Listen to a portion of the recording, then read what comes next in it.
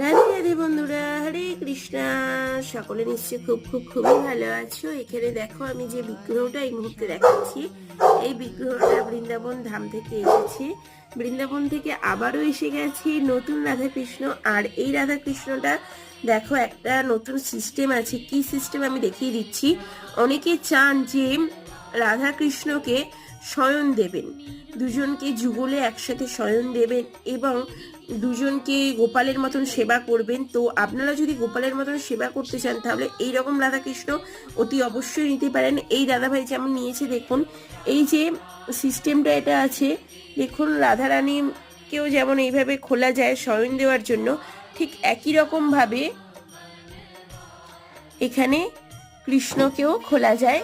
তো দুজনকে এইভাবে একই রকম ভাবে শয়ন দিতে পারবেন খাটের মতন, এবং গোপালের মতন ডেলি নিত্য সেবা তোমরা করতে